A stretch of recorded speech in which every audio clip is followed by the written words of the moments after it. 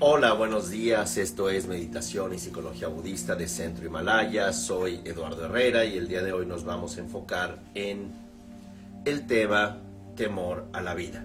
Antes que nada, un buen inicio de año 2021 y justamente esta coyuntura histórica, social, económica, pero eminentemente psicológica, en la que nos encontramos en términos de pandemia, en términos de incertidumbre, se vuelve fundamental el que podamos evocar herramientas internas para lograr transformar cualquier adversidad. De otra manera, si esperamos a que el mundo cambie, a que el mundo mejore, a que después de una contingencia multifactorial, encima esperamos que la economía, las relaciones interpersonales se resignifiquen, vamos a perdernos de esta profunda, de esta maravillosa oportunidad para encarar el miedo. La primera pregunta que surge es: ¿por qué temer a la vida? De acuerdo a la psicología budista, los seres humanos buscamos certeza. Y esta certeza, que toma la forma de obsesión y toma la forma de aferramiento, nos lleva de manera constante a planear momento a momento nuestra vida. Siempre queremos que las cosas suceden como lo planeamos, que las personas con las que nos relacionamos siempre actúen de la manera como hemos pensado, hemos planeado, hemos designado. Incluso nuestros hijos, además de arruinarlos con el nombre, ponerles nombre, todavía queremos que sean como su madre o como su padre, ¿verdad? Queremos que sigan los mismos equipos deportivos, que les gusten las mismas actividades, que hagan o que sigan la tradición familiar. Y eso en realidad también es una forma de miedo. La palabra miedo viene del término Jigpa en tibetano, y Jigpa tiene una acepción que también significa decaimiento. Así que en el término tibetano, decaimiento y temor, aunque ciertamente se escribe de forma distinta, suena igual, tiene la misma raíz, Jigpa. De tal manera que nuestro temor, de la misma manera que el decaimiento, Jigpa en tibetano o Bhaya en sánscrito, es algo que de alguna manera es contra natura. En otras palabras, vamos en contra de todo aquello que es natural. En otras palabras, como argumenta el budismo, todo lo que comienza, termina. Todo lo que emerge, todo lo que surge, se colapsa. Todo lo que se une, eventualmente se separa. Sin embargo, nuestro primer argumento es ¿por qué el temor? Y la propuesta de la psicología budista es que debido a el deseo obsesivo, y este deseo obsesivo se traduce del sánscrito como trishna, eventualmente da lugar al aferramiento, upadana. De tal suerte que estamos todo el tiempo aferrados a una cierta idea de cómo debe ser el mundo. Y si observamos no nada más nuestra experiencia, sino la historia misma de la humanidad, la experiencia de todos los seres es incierta. Argumentaba el Buda: la enseñanza más profunda que podamos nosotros integrar es aquella de la no permanencia, aquella de la naturaleza efímera de la realidad. Así que, con base en este decaimiento, generamos temor. Como ya hemos fracasado anteriormente, entonces, ¿y si me muero? ¿Y si ya tengo un tumor? ¿Y si me abandonan? ¿Y si caigo en la pobreza? ¿Y si no soy relevante para los demás? Entonces, esta forma de autoagresión interna, esta incertidumbre es algo que tratamos nosotros de mitigar con más aferramiento, de tal manera que observamos cómo personas viven vidas miserables, relaciones miserables, incluso dejan en el tintero tantos proyectos por el temor a vivir algo diferente. Y es ahí donde el aferramiento juega un papel muy importante. De tal manera que la propuesta en estricto sentido en el budismo es que podamos relacionarnos con el miedo, que incluso como un libro de Jon Kabat-Zinn, no enfocado tanto en el miedo, sino en el mindfulness, toca aspectos de incertidumbre. Este libro se llama en inglés Full Catastrophe Living, viviendo con la completa catástrofe.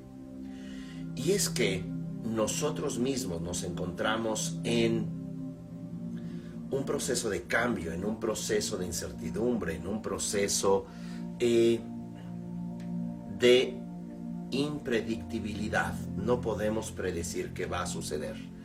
Así que nos propone la psicología budista: mira y vive tus temores, relaciónate con ellos, no dejes que te controlen y finalmente logra sobreponerte. Voy a más adelante desglosar esto punto por punto. Nada más quiero ahora problematizar y generar las preguntas: ¿por qué tenemos miedo? Séneca argumentaba que sufrimos más por nuestra imaginación que por la realidad. Sufrimos más por nuestra imaginación que por la realidad. Y esto es muy relevante hoy en día, ya que estas catástrofes nosotros mismos las generamos. Estos escenarios de temor, de incertidumbre, que causan, como está ampliamente investigado, un trastorno somático, esto es físico.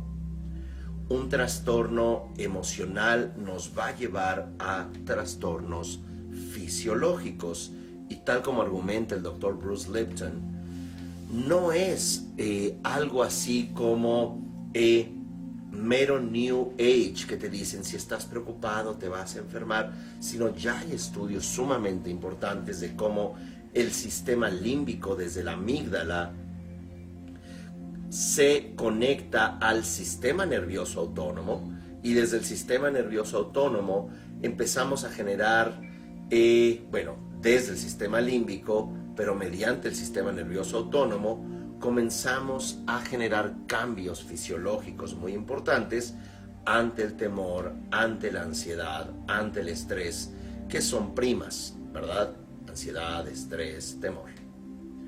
De tal manera que todo esto lo comenzamos a transmutar en nuestro organismo como segregación de cortisol, adrenalina, epinefrina, que hace que aumente nuestro ritmo cardíaco, que por otro lado la sangre la llevemos a piernas y brazos, reduzcamos también nuestro sistema inmunológico, nuestra respuesta ante la lucha con bacterias, con hongos, con virus, ahora que están de moda. Bajamos nuestro sistema autoinmune y esto tiene una razón evolutiva. Cuando hay una razón genuina de peligro, digamos que te está persiguiendo un animal salvaje, no necesitas pelear contra la gripa, necesitas todas tus energías para correr, huir, subirte a un árbol, qué sé yo. Sin embargo, este miedo y este estrés va generando un desgaste, va acelerando también nuestro proceso de deterioro. Somáticamente, imaginen que reduzcamos 50 veces al día nuestra respuesta inmunológica porque tenemos angustias. Imaginen que también atrofiamos nuestro sistema digestivo. No es sorpresa que tengamos colitis o tengamos problemas de acidez estomacal, por ejemplo. No es sorpresa como problemas del miocardio, problemas del corazón son la causa principal de muerte, y todo esto también está relacionado con el estrés. De tal manera que, si bien de manera fisiológica ampliamente se demuestra cómo la angustia, el temor, el estrés causan un impacto muy importante en nuestras vidas, podríamos hablar de telómeros, podríamos hablar de también lo que ocurre en las órbitas prefrontales, pero me gustaría mejor enfocarme en qué sucede a nivel emocional, simbólico, relacional. Al nivel emocional, nos quedamos paralizados. El temor lo que hace, aunque la descripción clásica del temor es pelear, huir, quedarse congelado o pedir ayuda, me quiero enfocar más en quedarnos congelados. Con el temor, simplemente nos desactivamos, nos desconectamos de la vida. Y esto es sumamente preocupante porque vemos cómo las personas viven de alguna manera como si ya no tuvieran vida.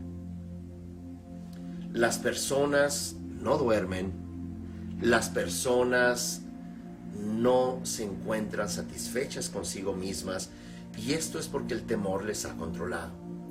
A nivel emocional, el estar congelado va a llevarnos a una segunda respuesta del miedo, que es la pelea o la lucha. Pero aquí la lucha no es una lucha, desde donde luches por tus propósitos, el que te actives para hacer algo, pero es una lucha contra ti mismo. Es un enojo ante la vida. Una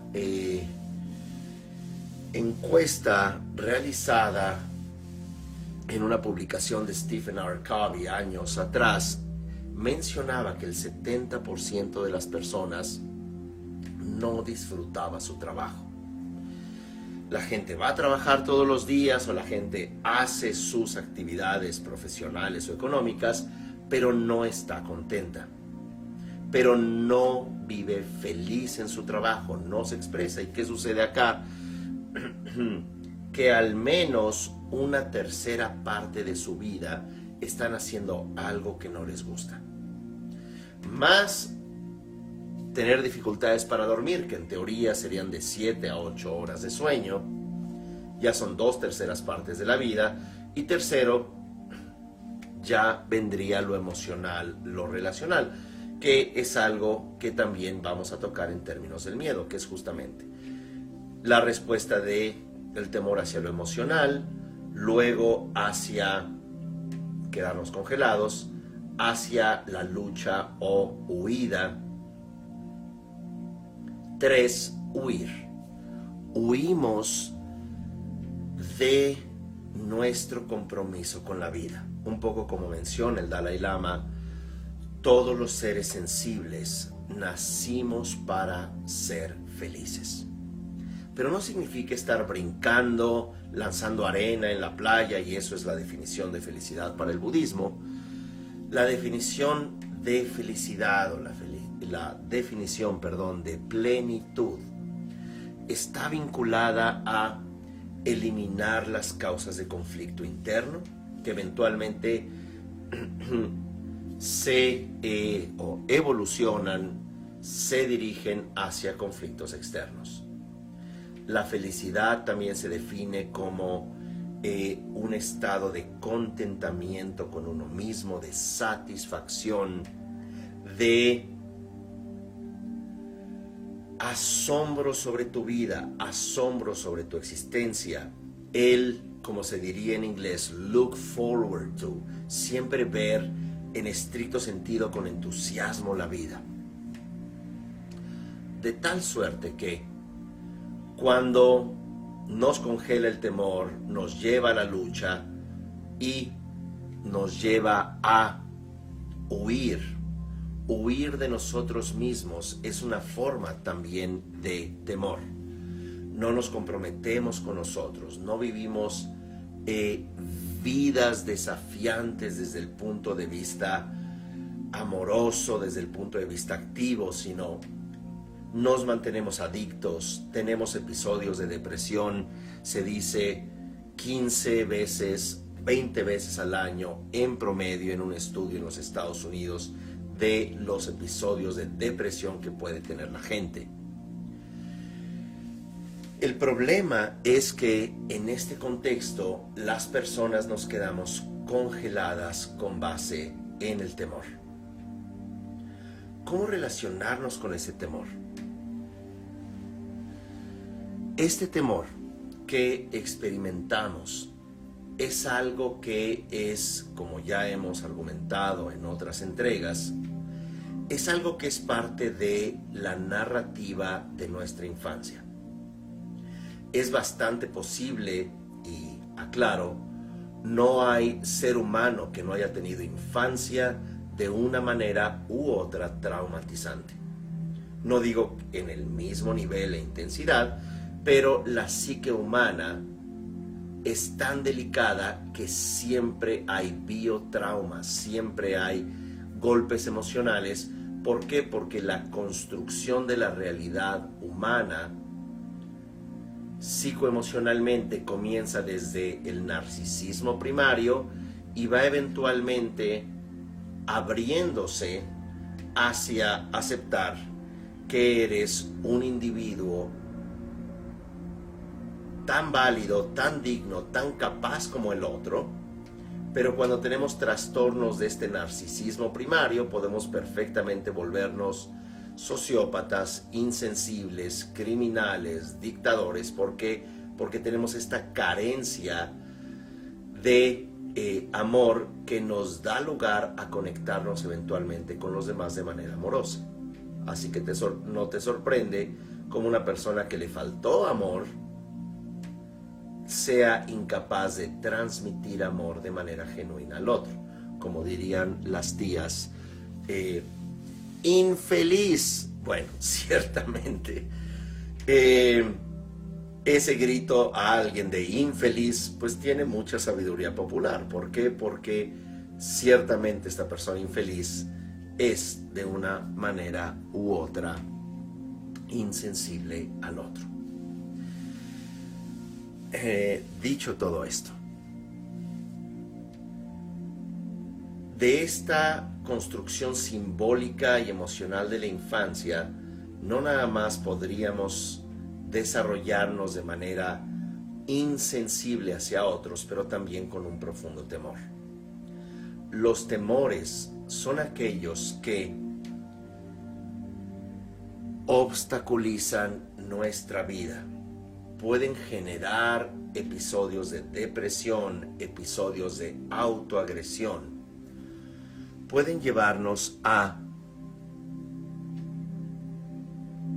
estar muertos en vida.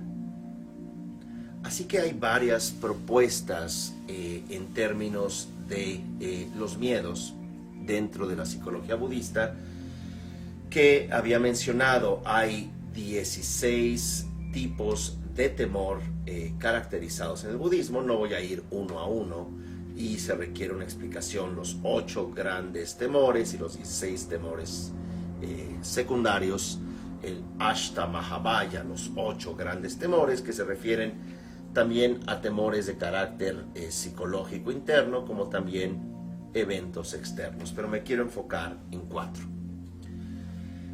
4 de estos 16. El primero es el temor a ser separado de seres queridos. El segundo, el temor a la destitución, que es una palabra elegante para decir pobreza. El temor a perder nuestra seguridad material. 3, el temor a la no pertenencia,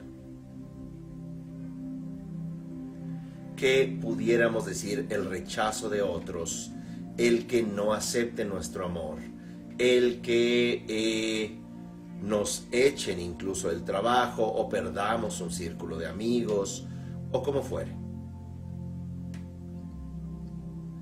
Y finalmente el temor a la enfermedad y la muerte. Estos 4 temores en los cuales me quiero centrar son relevantes. ¿Por qué? Porque juegan un papel crucial en la experiencia de miedo, en la experiencia de incertidumbre que vivimos. Si observamos gran parte de los esfuerzos y de las obsesiones mundiales respecto a la actividad humana, se enfocan en los vínculos. Podemos ver las temáticas de películas, libros, novelas, canciones. No me dejes, pero si todo estaba bien, ¿por qué cambiaste? Tengo el corazón roto, no te vayas. O si ya se fue, entonces ya le dices cualquier insulto, que también está en canciones. Pero como quiera que fuere, ¿verdad? Vínculos juegan un papel muy importante, y ese temor al abandono puede también tener una conexión muy importante a un abandono de la infancia, donde no nos sentimos valiosos si no estamos unidos, no importa si es de manera disfuncional, si no estamos unidos a alguien. Por eso hay personas que no pueden terminar una relación cuando ya empezaron otra, y así sucesivamente, y es constante. Entonces, de este temor, los humanos nos alimentamos siempre. ¿Y cómo va a ser tu príncipe azul o tu princesa? O cómo va a ser tu relación y qué va a pasar. Nos mantenemos obsesionados con los vínculos, con un gran temor, con una gran adicción a vínculos disfuncionales o a vínculos, pero cuando no funcionan nos mantenemos allí. Luego, la obsesión por bienes materiales, que si bien como seres humanos en nuestra historia como sapiens, los bienes materiales han sido cruciales para decidir la vida y la muerte, el comer o no, el tener un techo o no, el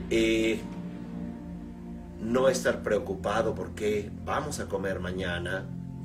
Toda esa acumulación, esa tendencia acumulativa que tenemos los humanos, nos ha llevado a que, interesante, para no decir insultante, 80 familias de este planeta tienen el 50% del Producto Interno Bruto del mundo, del PIB, ¿verdad? El GDP, como se le llama en inglés. Esto es la acumulación y concentración de riqueza en pocas manos. Es lo que también hace que haya, solo por mencionar alguno de los conflictos, problemas graves sociales, graves de educación, e incluso tiene una injerencia ecológica. ¿Por qué? Porque la gente sin educación busca sobrevivir, y al igual que todos, pero en ocasiones tampoco está la posibilidad de no contaminar ríos, no contaminar océanos, la explosión demográfica, Y esto es importante porque cuando los humanos no nos vemos como iguales, no nos procuramos, que si ciertamente unos pueden tener más o menos riqueza, eso no es el problema, es cuando la acumulación obsesiva te lleva de pronto a tener niños de guerra con Kalashnikovs corriendo por las selvas o sabanas de África para proteger, por ejemplo, una mina de diamantes o litio que obsesivamente acumuladores controlan. Entonces vemos como de los temores que tiene el humano, vínculos, bienes materiales. 3. Pertenencia social. Hoy en día, y ya lo hemos argumentado en algunas entregas, como La mirada sin existencia o La mente inundada, son entregas que pueden ver en ya nuestras 5 plataformas de Centro Himalaya: Instagram, YouTube, Spotify, el podcast de Apple y el podcast de Google. Allí pueden ver estos materiales, estas entregas. Vemos cómo preadolescentes y adolescentes se encuentran obsesionados con la imagen corregida, photoshopeada, entre comillas, feliz de sí mismos, proyectados a literalmente un mercado de millones de infelices viendo las pantallas. Una imagen con un nuevo traje de baño, una imagen comiendo espaguetis, otra imagen tú en la playa o en el Arco del Triunfo en tus viajes, o estás en la India o donde vayas, donde por lo general la gente solamente tiene esa falsa promesa de felicidad allá afuera. Pero esta desconexión, esta necesidad de pertenencia es lo que los humanos siempre hemos buscado. Pero no nada más una pertenencia en términos de vínculos, sino una pertenencia de reconocimiento de tu capacidad. Y hay un elemento muy sano acá. Por ejemplo, piensa en que haces lo que te gusta. Ya sea que seas un médico, seas un arquitecta, seas un actor o seas un ingeniero, no importa. Cuando haces lo que te gusta y ves beneficios, no únicamente económicos, sino que ves el fruto de tus esfuerzos, es muy gratificante, vamos a decirlo metafóricamente, para el espíritu humano. Y el no tener ese reconocimiento también es un gran temor. Repito, número 1, temor a ser separado de los seres queridos. Número 2, temor a la destitución o pobreza. Número 3, al no reconocimiento o el rechazo social. Número 4, temor a la enfermedad y la muerte. Y ciertamente no pretendo decir técnicas para evitar estos 4 grandes temores, como más bien la propuesta es que podamos relacionarnos de manera distinta con el miedo.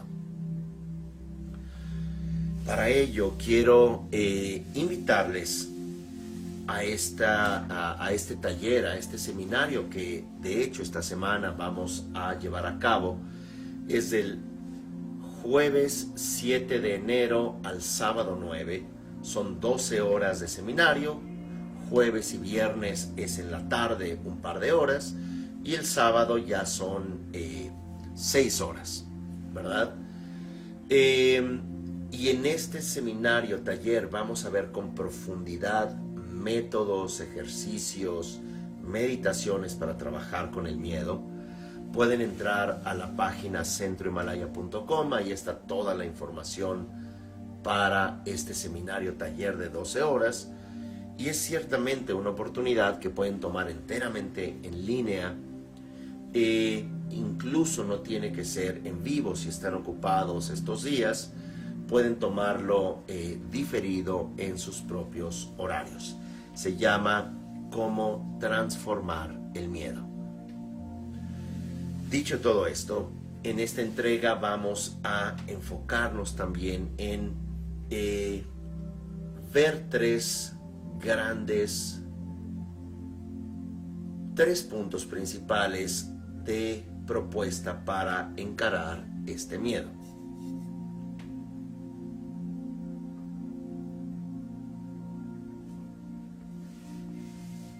Ayuda mucho un poco de té con limón y jengibre, un poco de miel. Ayuda un poco también a despertar, además del café. Muy bien, entonces la propuesta para encarar el miedo en esta entrega es la siguiente. Primero que nada, punto número 1, mirar el miedo. Mirar el miedo es el que podamos relacionarnos con aquello que tengamos temor, aquello que nos congele, aquello que nos vuelva agresivos, aquello que nos haga huir de nosotros mismos. Mira tu temor. Y una forma de mirar tus temores es, en un papel, escribe. Puede ser de manera abstracta, ya sea tus temores, o simplemente coloca en la parte alta de esta hoja el anhelo mayor que tienes en tu vida. Y no estoy diciendo algo inverosímil, pero ciertamente todos tenemos algo en el tintero. Esto es, cómo quisiera aprender este idioma, cómo quisiera terminar este proyecto, cómo quisiera presentar mi trabajo, cómo quisiera terminar esta relación disfuncional, cómo quisiera retomar mi carrera profesional o lo que fuere. Y lo ponen allí y van a colocar en la columna izquierda de esta hoja el miedo que ustedes puedan tener. Esto es, van a colocar: si retomo mi trabajo, me van a juzgar.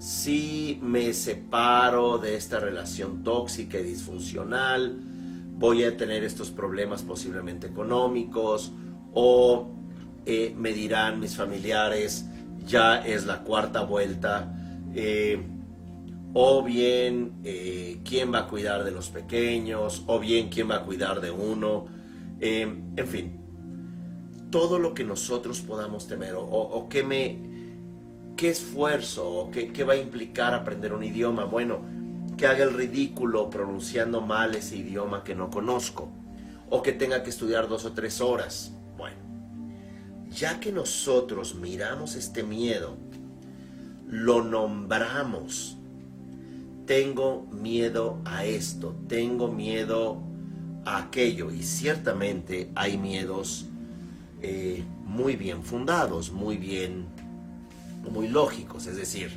este no es un ejercicio para que te vayas después de esta entrega a un COVID party, ¿no? A una fiesta COVID y digas yo no tengo miedo. No, por supuesto hay elementos de prudencia que hay que tener.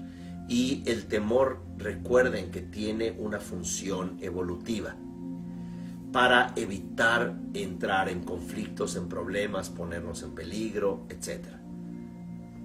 Pero acá, ¿verdad? Todos estos temores que nosotros tenemos nos van a llevar a, justamente, y esto es desde el inconsciente, a quedarnos congelados, a pelear o a huir de la situación. Y por eso nos damos cuenta que a la hora del miedo la gente huye, la gente no quiere confrontar, la gente no se atreve a decir a reclamar cuando hay un trato injusto, una relación injusta, un acuerdo no cumplido, etc. Incluso, por ejemplo, si hay, como el caso de una persona recientemente que descubrió infidelidad en su pareja, se congeló de miedo y dijo, ¿y si yo me quedo sola? No me atrevo a reclamarle. Esto es miedo. Pero ¿qué pasa allí? Ante ese miedo a la incertidumbre, y ahí podríamos hablar de muchos otros casos, ante ese miedo a la incertidumbre, la gente se queda congelada como un medio de preservación, pero al mismo tiempo no vive. Al quedarnos congelados no aprendemos, al quedarnos congelados somos infelices, y lo que muy a menudo sucede es que también hacemos nuestro entorno infeliz por no atrever a nombrar al miedo, encarar, mirar al miedo. Mirarlo, encararlo, reconocerlo. Entonces hay que ver ese miedo, lo ponemos en esa columna. ¿Qué temores? Si hago este propósito, esta meta, si cambio, si quiero aprender, si quiero hacer, ¿qué miedos hay? Entonces vamos a poner todos los miedos en la columna izquierda, hasta incluso los más inverosímiles. Me van a secuestrar los extraterrestres. Bueno, si ese es un miedo tuyo, escríbelo, ¿verdad? Pero voy a hacer el ridículo, pero ya no tengo edad, pero es que nunca fui bueno o buena realmente para esto. Yo no sé por qué me obsesiono con la música. Si canto horrible, en fin, ya también hay ecualizadores de voz, en fin, ¿verdad? Lo que queramos. Entonces, ya que pusimos nuestros temores en la columna izquierda, entonces debemos de poner en la siguiente columna qué soluciones hay o qué soluciones podemos nosotros poner en práctica. Voy a hacer el ridículo hablando el idioma. Bueno, pues trataré de hacer el menor ridículo. Es que implica 2 horas o 3 horas al día. Bueno, veré entonces cómo optimizo mi tiempo. Me levanto más temprano o duermo un poco más tarde. ¿Y qué pasa si hago el ridículo? Bueno, pues haré el ridículo. Pero entonces comenzamos nosotros a ver si podemos solucionar ante estos temores. Digo, sobre el secuestro de los extraterrestres, no lo sé, pues posiblemente llévense un GPS, ¿no? Bueno, no sé a dónde se los lleven, pero en fin. Pero si ustedes pueden solucionar estos temores, así que dialoguen, y en muchas ocasiones entre estas dos listas, estas dos columnas, van a ver que en mucho estos temores son infundados. Es que voy a hacer el ridículo, ya no tengo la edad, es que ya no puedo estar sola o solo, pero al mismo tiempo no puedes vivir en una relación tóxica, por ejemplo, o violenta. Y ya que hiciste estas dos columnas, una, tus mayores temores, 2, las soluciones, lo que pudieras hacer al respecto, entonces tú vas a empezar a mirar que esos temores inconscientes puedes entrar en aquello que se llama reconocimiento del miedo. Así que punto número 1, mirar el miedo. Punto número 2, reconocer ese miedo. Reconócelo, está allí, ponle un nombre. No tienes que irte a tu infancia, solamente mira ese miedo. Ahora, puedes incluso, como vamos a hacer más adelante, medita en el peor escenario. Velo con el ojo de tu mente. Ok, ya estoy sola, solo. De acuerdo. Mi mayor temor es la destitución, la pobreza. Bueno, míralo en esa meditación. Mi mayor temor es el ridículo. Mira el ridículo en tu meditación. Siente ese temor, siente ese rechazo, siente esa noción del miedo. Pero ya la diferencia es que no lo lanzas al inconsciente, sino que lo estás mirando. Como lo que hace el budismo al hacer meditaciones sobre la muerte y la impermanencia. Ya que lo miraste, ya sea en meditación o haciendo estas listas, te vas a dar cuenta de algo, que es el tercer punto, que es sobreponerte a ese miedo. Pero para sobreponerte a ese miedo necesitas compromiso. ¿Qué compromiso se puede necesitar? El compromiso de hacer algo al respecto y que aunque pierdas todo a tu alrededor, te vas a ganar a ti misma en el camino. Esto es, primero miras al miedo, lo defines, le pones un nombre. 2, lo reconoces, lo sientes, lo pones en estas listas para ver qué es el miedo y qué puedes hacer al respecto. Y tercer punto, sobreponerte. En este contexto significa que puedes vivir el resto de tu vida con el miedo, pero no quedarte congelado. ¿Qué significa esto? Que puedes tú seguir haciendo tu vida, creando alternativas, soluciones, como por ejemplo en esta pandemia. Pero algo que tú ganas cuando haces estos 3 pasos, mirar, reconocer y sobreponerte, es que te ganas a ti mismo en lugar de estar controlado por el miedo, congelado, peleando, huyendo. Así que los desafíos de la vida no van a dejar de ocurrirnos. Los sentimientos entre las personas cambian, la economía cambia, nuestra salud y nuestro cuerpo cambian. Incluso el destino de nuestros hijos, por más esfuerzo que hagamos o por más culpa que carguemos, no está en nuestro control. Así que si comenzamos a aceptar que no estamos en control, es una forma de mirar el miedo. No estamos en control, lo reconocemos, pero al reconocerlo, sabemos que está allí. Claro, puede incendiarse la casa, sí, claro, puede caer una lluvia de meteoritos, qué sé yo.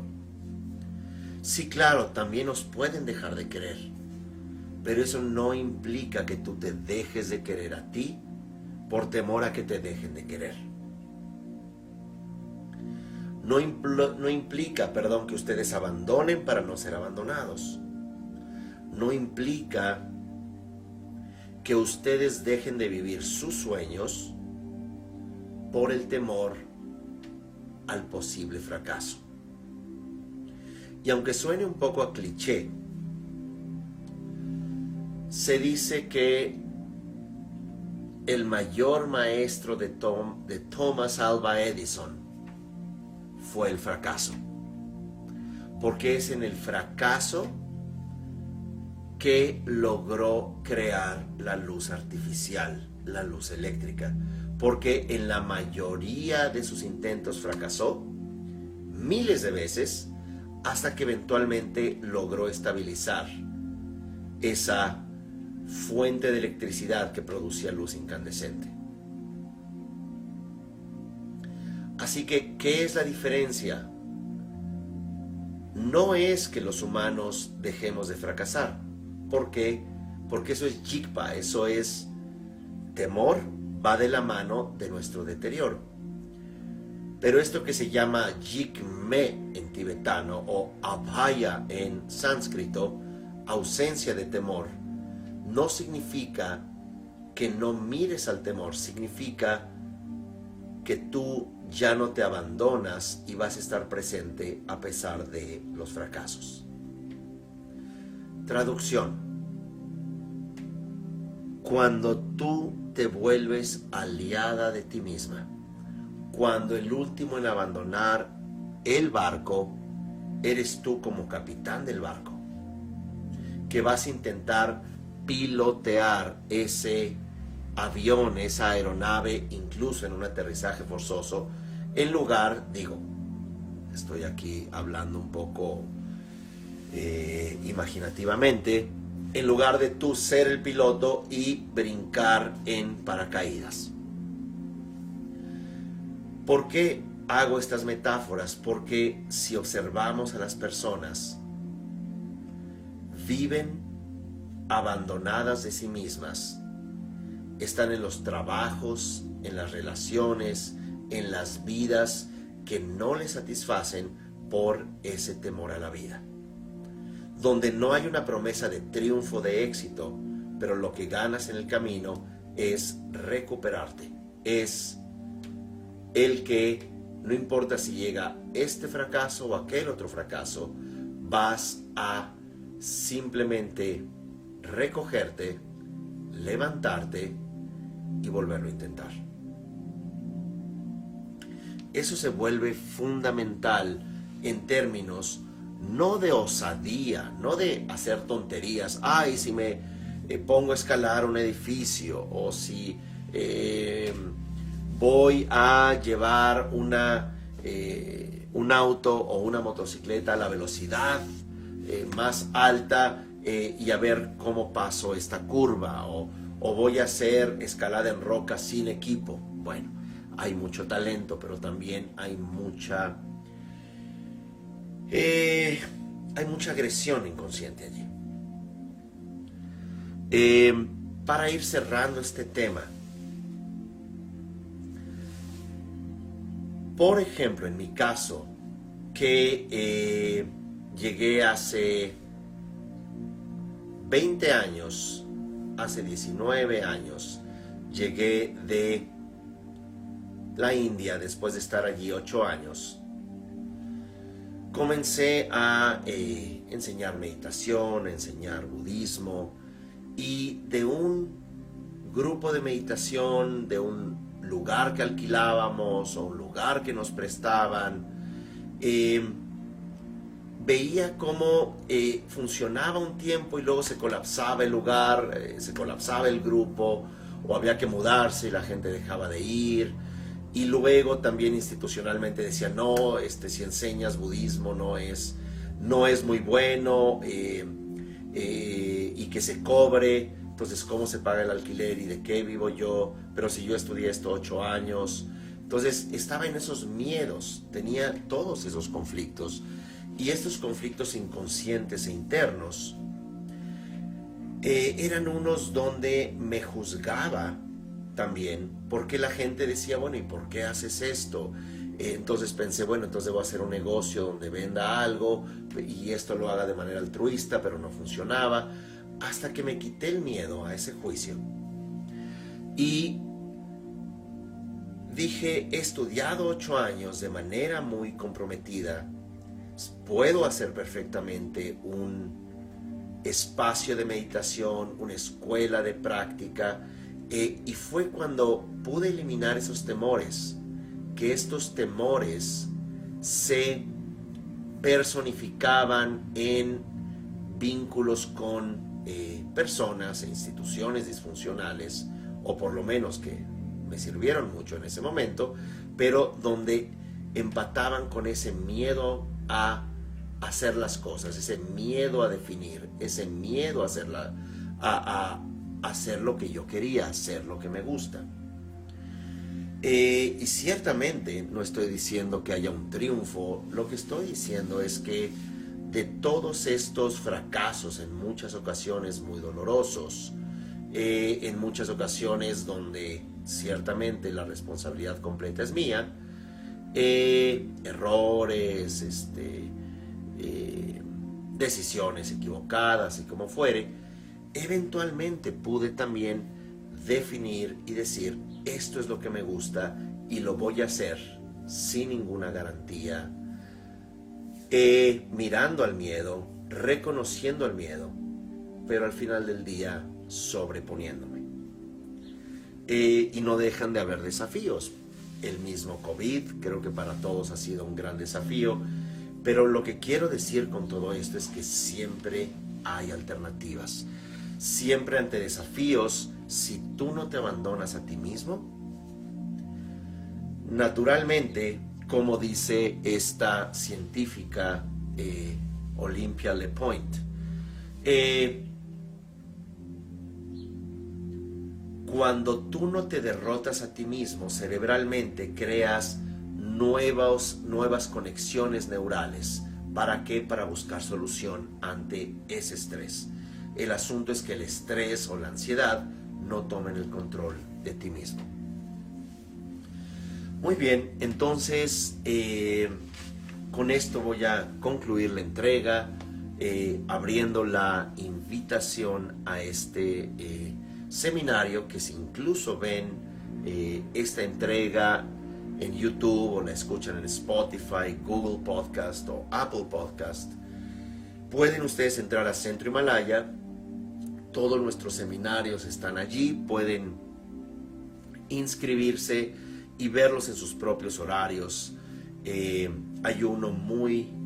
Hay varios de estos seminarios. El de sanar nuestra codependencia o el trastorno de déficit de amor propio es muy valioso. También está el de sanar nuestras obsesiones respecto a trastornos obsesivos compulsivos. Finalmente, que se va a dar del 7 al 9 de enero, que se llama Cómo transformar el miedo.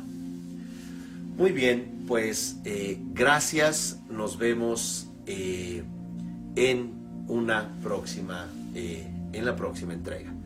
Que estén muy bien. Buen inicio de año, buen inicio de semana. Hasta luego.